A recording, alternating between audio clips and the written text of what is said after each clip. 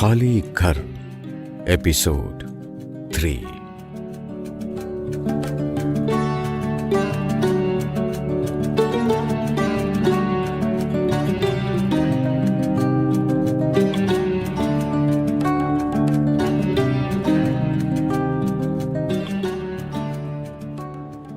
यार किधर गया? अकबर ने अपने चचाजाद भाई से मुखातिब होकर कहा। अभी उसका चचाजाद भाई जवाब में कुछ कहने ही वाला था कि अंदर से गुर्राने की आवाज आई। काला बिल्ला टंकी के ऊपर बैठा हुआ था। उसने वहां से छलांग लगाई और सीधा अकबर के कंधे पर सवार हो गया। उस काले बिल्ले में इतना वजन था कि अकबर खड़ा न रह सका। वो फौरन फर्श पर बैठ गया। तब बिल्ले ने खुले दरवाजे से बाहर छलांग लगाई और प्लेटफॉर्म पर पहुंच गया। अकबर फौरन उठकर खड़ा हो गया और अपने कंधे सहलाने लगा। यार ये क्या चीज थी? उसने अपने चचाजाद भाई को मुखातिब किया। भाई वो चीज नहीं, बिल्ला था, बिल्ला। यार इतना वजनी बिल्ला, जब वो मेरे कंधे पर आया तो मुझे ऐसा महसूस हुआ जैसे 2 मन की बोरी मेरे कंधे पर लाद दी गई हो। इतना वजन था उसमें। चचाजाद भाई की आंखें हैरत से फैल गईं। बिल्ला था या कोई गधा था? अल्लाह जाने क्या चीज थी। इतना वजनी बिल्ला मैंने कहीं नहीं देखा। वो गया किधर? उसके चचाजाद भाई ने दरवाजे से बाहर झांका, लेकिन दूर तक उसे बिल्ले नाम की कोई चीज न दिखाई दी। चल यार, फुरकान मामू को बताते हैं, अकबर ने कहा, और फिर वो बोगी का दरवाजा बंद करके फुरकान मामू के पार्टीशन की तरफ चले। फुरकान मामू जो खिड़की से बाहर गुजरते प्लेटफॉर्म को देख रहे थे, अकबर की आवाज सुनकर उन्होंने अपना रुख उधर फेरा और बोले, हाँ भाई अकबर, बिल्ले को आजाद कर दिया? मामू मुझे तो डर लग रहा है। वो बिल्ला जाने क्या चीज था। अकबर के लहजे में खौफ था। क्यों, क्या हुआ? मामू फुरकान ने उसकी आंखों में झांकते हुए पूछा। मामू उस बिल्ले की जिसामत तो किसी कुत्ते से कम ना थी, लेकिन उसका वजन भी किसी गधे के बराबर था।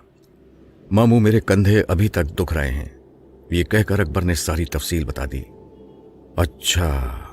मामू फुरकान ने यह सुनकर एक गहरा सांस लिया और फिर बोले, जरा इधर आओ।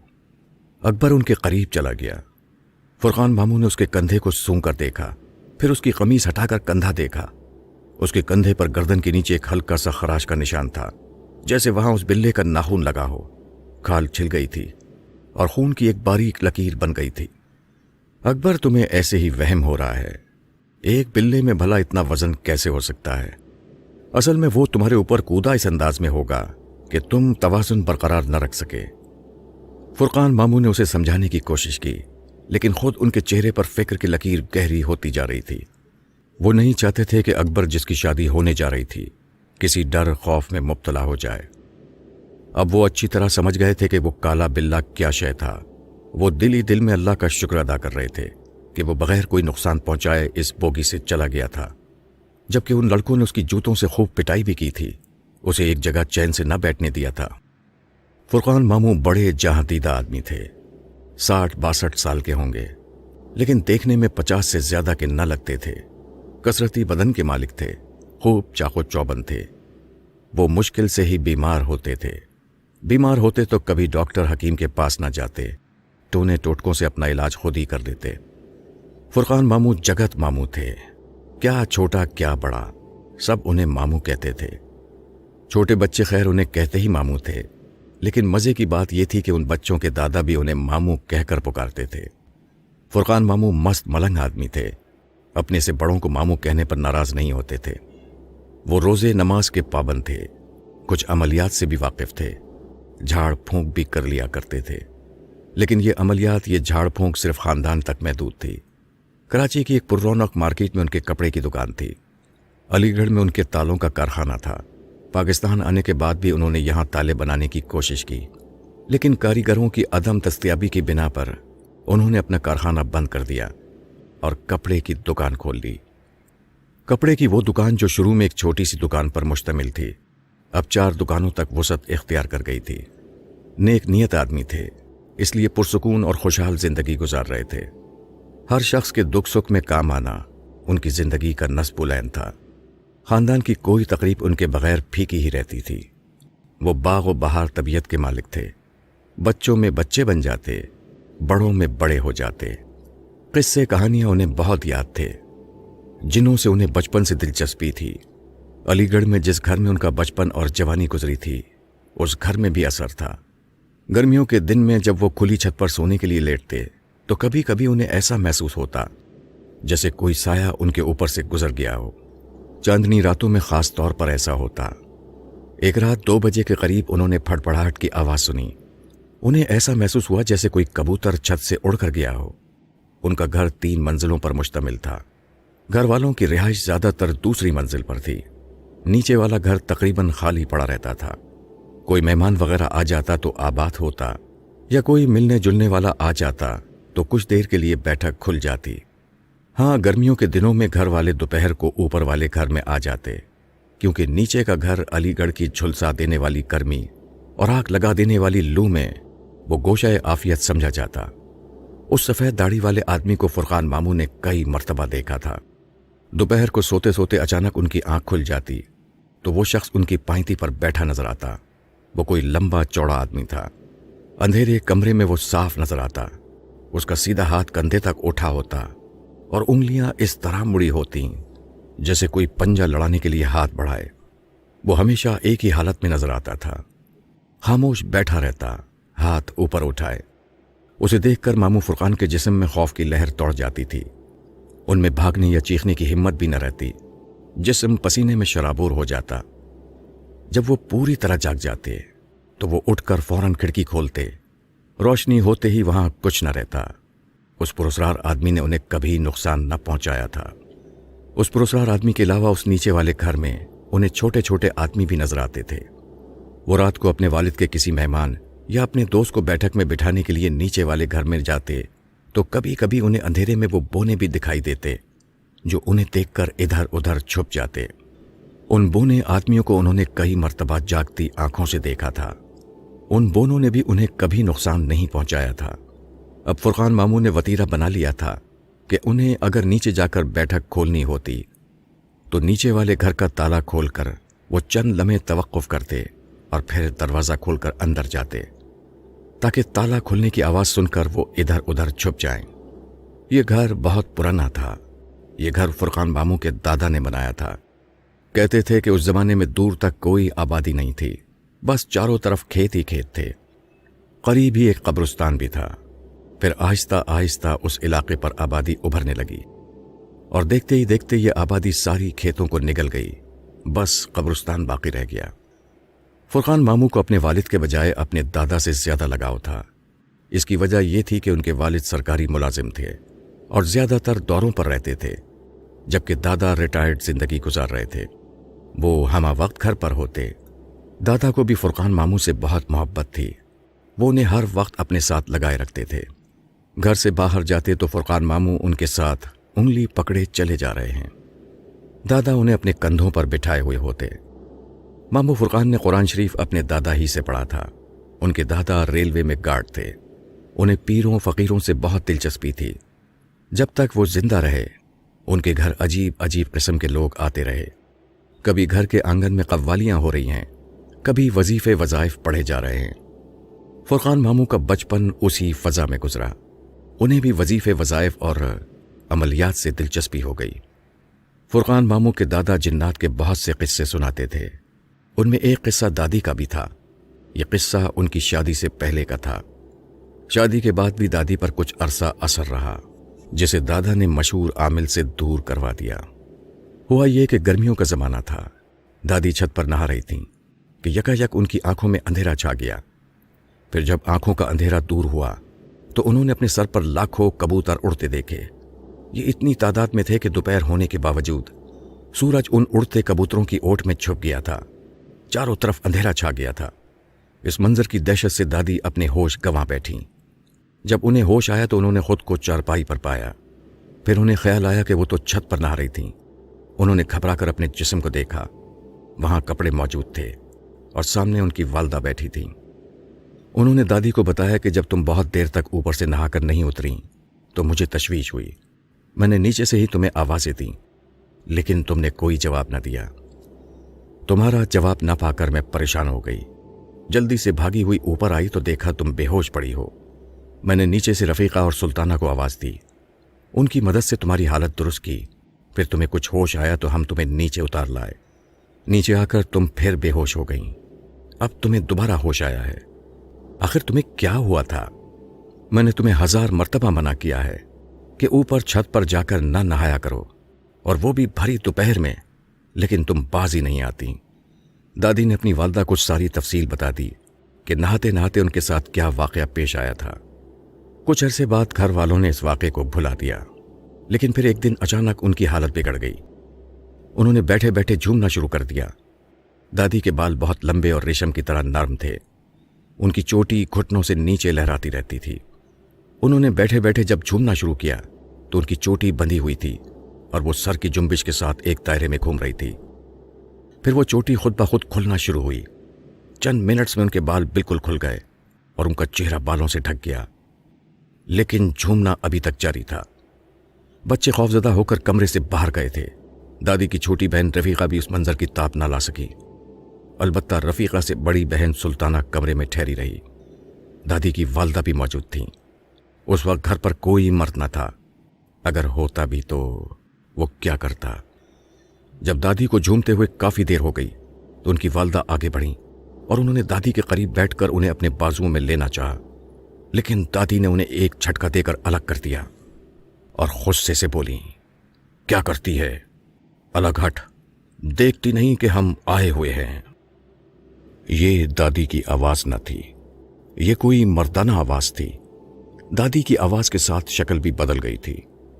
आंखें सुर्ख अंगारा हो रही थीं, मुंह बुरी तरह फटा हुआ था।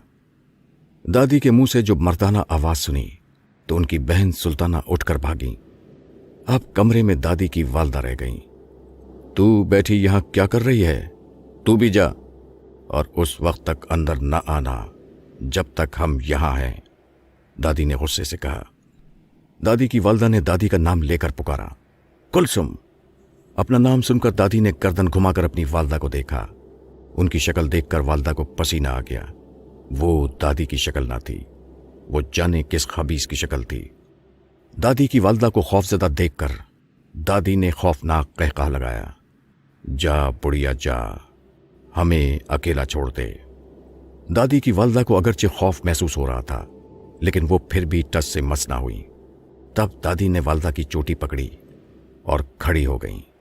फिर उन्होंने अपनी वालदा को इतनी जोर से धक्का दिया कि वो दरवाजे में जाकर गिरी। उस जमाने में दादी जान धान पान सी लड़की थीं, जबकि उनकी वालदा भारी भरकम खातून थीं। लेकिन दादी ने अपनी वालदा को जिस आसानी से दरवाजे की तरफ धकेला था, उससे उनकी बेपनाह ताकत का अंदाजा होता था। उनकी वालदा कमरे से दूसरी बहनों को बुलाने के लिए निकली तो दादी ने जल्दी से आगे बढ़कर अंदर से दरवाजा बंद कर दिया। दादी की वालदा और उनकी बहनों ने बधेरा दरवाजा खटखटाया, मगर उन्होंने न खोला। कमरे में मुकम्मल खामोशी थी, कोई आवाज नहीं सुनाई दे रही थी। फिर दादी ने 2-3 घंटे बाद दरवाजा खोला और चिल्लाती हुई बाहर आई। वालदा ने जब उनसे पूछा, कुलसुम तुम्हें क्या हो गया था, तो उन्होंने बड़ी मासूमियत से कहा, अम्मा मुझे क्या होता है, मैं तो कमरे में सो रही थी। अरे तुझे कुछ याद नहीं? क्या हुआ? आखिर कुछ बताएं तो। अपनी वालदा की बात सुनकर दादी खुद भी परेशान हो गईं। तूने मुझे धक्का दिया था, इतनी जान तुझ में कहां से आ गई थी?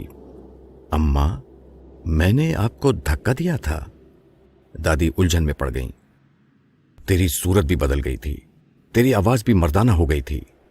दादी की अम्मा बोली, नहीं अम्मा, ऐसे कैसे हो सकता है?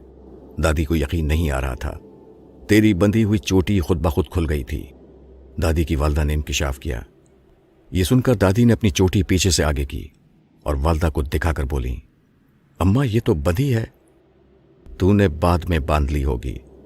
अम्मा ये चोटी मैंने सुबह बांधी थी, उसके बाद से मैंने इसे हाथ भी नहीं लगाया, दादी ने बताया। गरज दादी को कुछ भी याद न था, उन पर क्या गुजरी थी उन्हें कुछ पता न था।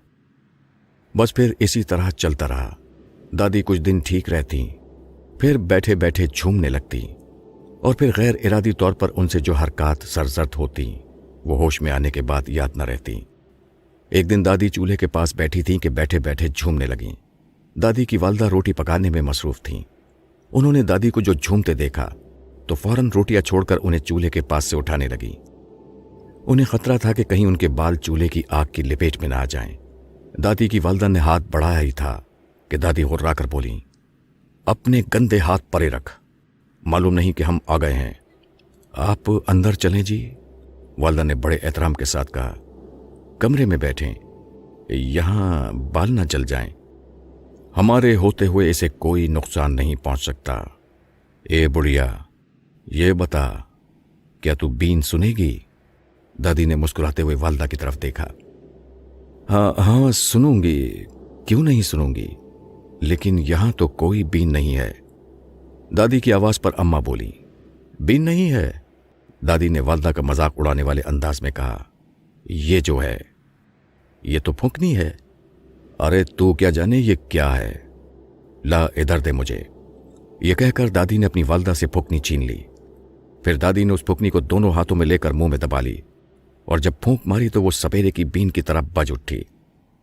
दादी बहुत देर तक उस फूंकनी को बीन बनाए बजाती रहीं। पूरा घर इकट्ठा हो गया। बीन की आवाज सुनकर पास पड़ोस के लोग भी आ गए, लेकिन उन्हें किसी की परवाह नहीं थी। वो अपनी धुन में मगन बीन बजाई जा रही थीं। फिर 1 घंटे तक मुसलसल बीन बजाने के बाद वो थक कर जमीन पर लेट गईं और बेहोश हो गईं। जब 2 घंटे बाद होश में आईं तो उन्हें कुछ याद ना था। दादी की वालदा ने कहा भी, अरे कुलसूम, तूने बड़ी अच्छी बीन बजाई थी, जरा अब तो बजा कर दिखा। ये सुनकर दादी हंसने लगी। अम्मा, अब तुम भी मजाक करने लगी हो। दादी को क्या पता था कि अम्मा के दिल पर क्या बीत रही है। वो मजाक कर रही थीं या मुस्कुराकर अपने आंसू पी रही थीं। दादी की मां को दादी की शादी की फिक्र खाए जा रही थी। दादा से उनका निकाह हो चुका था, सिर्फ रुखसती बाकी थी और रुखसती से पहले ही उन पर साया हो गया था। ये वालिदैन के लिए ऐसा गम था जिसका कोई मदावा न था। दादी कभी बिल्कुल ठीक हो जाती, 15-15 दिन तक उन पर कोई दौरा न पड़ता। ऐसा महसूस होता जैसे कभी उन पर कोई असर हुआ ही नहीं हो। लेकिन फिर अचानक एक ऐसा वक्त आता कि दादी अपने आपे में न रहती और वो कर गुजरती जिसकी एक होशमंद इंसान से तवक्को नहीं की जा सकती। दादी के वालिद मुसलसल उनका इलाज करवा रहे थे। जब कभी किसी पीर फकीर का पता चलता, वो उसकी खिदमत में पहुंच जाते। उस रूहानी इलाज से उन्हें काफ़ी अफाका होता। फिर दादा उन्हें रुखसत करा लाए। शादी के बाद उन पर कोई बड़ा दौरा न पड़ा। वो आहिस्ता आहिस्ता नॉर्मल होती गईं। दादी की वालिदैन ने दादी के बारे में कुछ न छुपाया था, एक एक बात बता दी थी, सारी रुदात सुना दी थी। इसलिए दादा ने उनका और ख्याल रखा और वो अपनी तरफ से भी उनका इलाज कराते रहे। नतीजा ये हुआ कि दादी 6 माह के अंदर अंदर बिल्कुल सेहतयाब हो गईं। फिर जब तक जिंदा रहीं, उन पर किसी किस्म का असर ना हुआ। दादा हंसकर कहते, भाई अब तुम्हारी दादी पर असर कैसे बाकी रहता, वो एक बड़े जिन के जेरे साया जो आ गई थीं। दादा जब भी दादी के असर की बात किसी को सुनाते तो दादी फौरन उठकर चली जाती थीं। दादी ने आज तक अपनी जबान से किसी को अपनी कहानी न सुनाई थी। अगर उनसे कोई पूछता भी तो वो हंसकर टाल देती थीं, लेकिन असल में वो खौफजदा हो जाती थीं। दादा की जिंदगी में ही दादी का इंतकाल हुआ। दादा तन्हा हो गए। उनकी एक ही औलाद थी, यानी फुरकान मामू के वालिद, जो एक सरकारी अफसर थे और उमूमन दौरों पर रहते थे। जब दादा का इंतकाल हुआ तो फुरकान मामू की उम्र उस वक्त 14-15 साल होगी। दादा की मौत फुरकान मामू के लिए ज़हनी कर्ब की बाइस बनी। उन्हें ऐसा महसूस हुआ जैसे उनका दादा न मरा हो, बाप मर गया हो। ट्रेन अपनी पूरी रफ्तार से मंजिल की तरफ बढ़ रही थी। स्टेशन पर स्टेशन गुजर रहे थे। अब लाहौर नजदीक आ रहा था। फुरकान मामू की आंखों में यादों के दिए बुझने लगे थे। काले बिल्ले ने उन्हें यह वाकया याद दिला दिया था। वो गहरी सोच में थे। उन्हें यूं महसूस हो रहा था जैसे आइंदा कुछ होने वाला है। जब गाड़ी लाहौर के स्टेशन पर रुकी तो वहां बारात के इस्तकबाल के लिए लोग मौजूद थे। स्टेशन के बाहर एक लंबी बस खड़ी थी। सब लोग आराम से बस में सवार हो गए और बस सबनाबाद की तरफ रवाना हो गई। वो काला बिल्ला अचानक ही कहीं से निकला था और बस के चलते ही उसने छलांग लगाई थी और सीढ़ी के जरिए वो बस की छत पर पहुंच गया था। किसी को एहसास तक न था कि वो काला बिल्ला बस की छत पर आराम से लेटा उनके साथ सफर कर रहा है। समनाबाद पहुंचकर जब बस एक घर के सामने रुकी तो बारातियों के उतरने से पहले उस काले बिल्ले ने बस की छत से दीवार पर छलांग लगाई और दौड़ता हुआ घर के अंदर चला गया। बारात के लिए एक पूरा मकान खाली करा लिया गया था। उस मकान के बराबर ही दुल्हन का घर था। बारात में आने वाली खवातीन के लिए दुल्हन वाले घर में एक बड़ा कमरा मखसूस कर दिया गया था। वैसे भी ये घर अकबर की अम्मी के लिए नया न था। अकबर की जिस लड़की से शादी हो रही थी वो उनकी बहन की लड़की थी। उन लोगों का यहां आना जाना लगा रहता था। अकबर ने नीलम को और नीलम ने अकबर को देख रखा था। अकबर नीलम को नीलम परी कहता था और नीलम थी भी ऐसी ही। वो किसी परी की तरह हसीन थी। उसके सहर अंगेज हुस्न से मुतासिर होकर खानदान के कई लड़के उसको हासिल करना चाहते थे, लेकिन नीलम अकबर के खाते में लिखी गई थी, इसलिए अकबर उसे लेने आ पहुंचा था। असर के वक्त निकाह से पहले जब अकबर की अम्मी से बरी देने को कहा गया तो उन्होंने राशिदा को आवाज दी, राशिदा जरा बरी वाला सूटकेस उठाओ। जी अच्छा अम्मी। राशिदा ने दीवार से लगा हुआ सूटकेस अपनी अम्मी के सामने ला रखा। अम्मी ने अपने पर्स से चाबियां निकाली और सूटकेस खोलने लगी। अभी उन्होंने सूटकेस का ढक्कन उठाया ही था कि एकदम उन्हें चक्कर सा आ गया। उन्होंने फौरन अपनी नाक पर रुमाल रख लिया। बरी वाले सूटकेस का ढक्कन उठाते ही राशिदा की अम्मी को जो चक्कर आया था वो सिर्फ उन्हीं को नहीं आया था, बल्कि उस वक्त कमरे में जितनी खवातीन भी मौजूद थीं सभी का ये हशर हुआ था। सब ने जल्दी जल्दी अपनी नाकों पर दुपट्टे रख लिए थे। राशिदा का बुरा हाल था। उसे न सिर्फ चक्कर आया था बल्कि एकदम जी मतला उठा था। वो ऊं करती बाथरूम की तरफ भागी और वहां उसकी सारी आंतें सिमट कर हलक में आ गईं। राशिदा को बदबू की बर्दाश्त न थी। जरा सी बदबू उसका दिमाग उलट देती थी। यही वजह थी कि वो हर वक्त परफ्यूम में नहाई रहती थी। सूटकेस से बरामद होने वाली बदबू ऐसी थी कि उसने दिमाग में घुसकर नसों तक को जला दिया था। सूटकेस में मौजूद बरी के जोड़ों की बुरी हालत थी। वो सब गलाजत में लुथड़े हुए थे। उन जोड़ों का हाथ लगाना तो दूर की बात, कोई उनकी तरफ देख भी नहीं सकता था। बू इतनी शदीद थी कि अब कमरे में मौजूद दूसरी खवातीन को भी उबकाइयां आना शुरू हो गई थीं। कमरे से सारी खवातीन भाग गई थीं, लेकिन राशिदा की अम्मी मौजूद थीं। उन्होंने बू से बचने के लिए अपने मुंह पर अच्छी तरह दुपट्टा बांध लिया था, लेकिन बू थी कि फिर भी घुसी चली आ रही थी। राशिदा की अम्मी बहुत परेशान थी। उनकी समझ में नहीं आ रहा था कि बंद सूटकेस में यह गलासत कहां से भर गई। अम्मी ने चुटकी से उठाकर सारे जोड़ों को देख डाला। एक जोड़ा भी साफ ना था। फिर उन्होंने जेवरात के डब्बे निकालकर उन्हें खोलकर देखा। उनका भी वही हाल था। अंदर गलासत भरी हुई थी। बरी के जोड़ों और जेवरात का ये हशर देखकर राशिदा की अम्मी सदमे से दो चार थी। ये कितनी अजीब बात हुई थी। सूटकेस में किसने गलासत भर दी थी, ये बात उनकी समझ से बालातर थी। अचानक कमरे में मियाओं की आवाज सुनाई दी।